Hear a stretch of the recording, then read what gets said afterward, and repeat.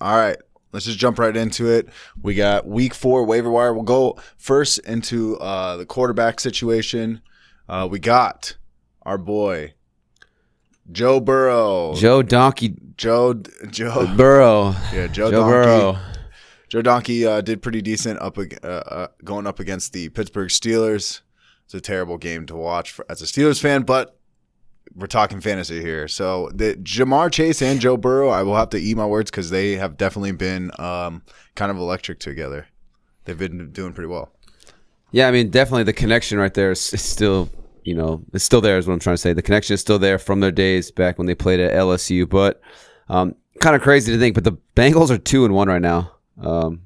You wouldn't have thought that. But how about the Chiefs are in last place in their division? Yeah, I guess, that is something that's pretty... and the Broncos... I'm shocked. That is shocking. And the Broncos and the Raiders are 3-0. Yeah. Kind of saw that with the Broncos. Like, we said before the season started, three easy games. But to see the Chiefs in the last place in that division is, pretty wild. Obviously, take a picture of it because that won't last for too long. Yeah. But I do like Joe Burrow if you're taking the streaming quarterback approach, or maybe you're like in a 2 quarterback league and you're thinking about throwing Joe Burrow into your super flex position potentially. I mean, next week in week 4 they're going to be at home against the Jacksonville Jaguars.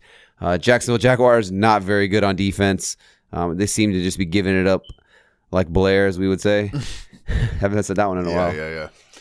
Yeah. And the Jaguars also just traded away, I think his name was C.J. Henderson today. They traded away one of their corners to the Panthers. So, just even less guys that they have in the secondary over there. And Joe Burrow, for what it's worth, 2 or more touchdowns in all 3 games. He's had 70% completion percentage. And he's done this against some pretty decent defenses. I mean, weeks 2 and weeks 3, he was at Chicago against the Bears. So tough game, tough spot.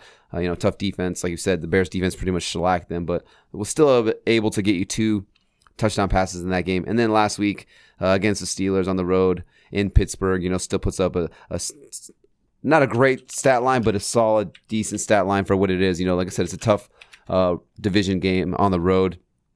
But he has yet to top 300 passing yards so far in a game this season. But I'm calling it right now. You heard it here first on the AVG Fantasy Football Podcast. Week 4 against the Jacksonville Jaguars. Joe Burrow will have his first 300-plus yard passing game of the season.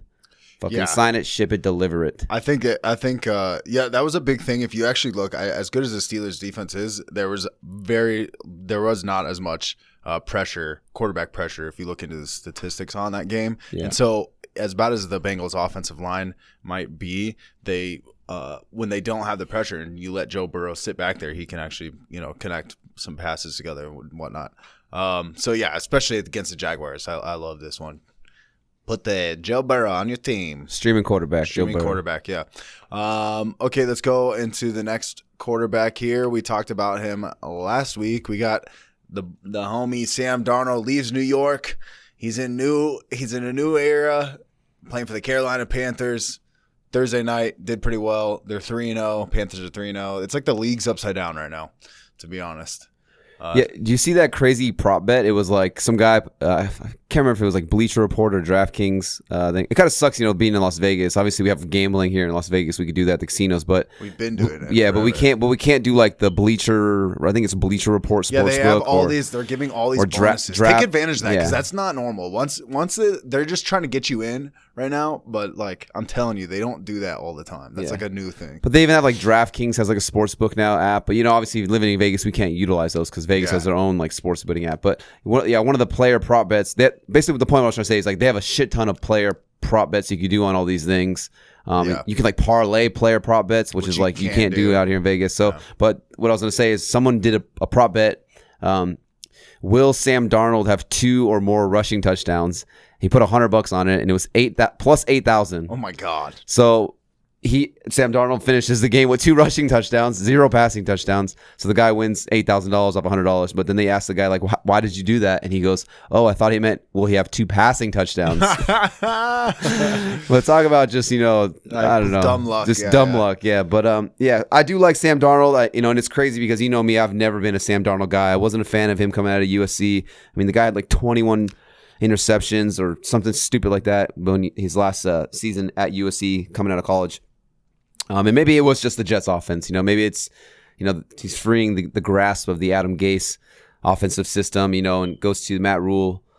Got the Panthers the name of the Panthers coach right this time, Matt Rule. Not, we got called out.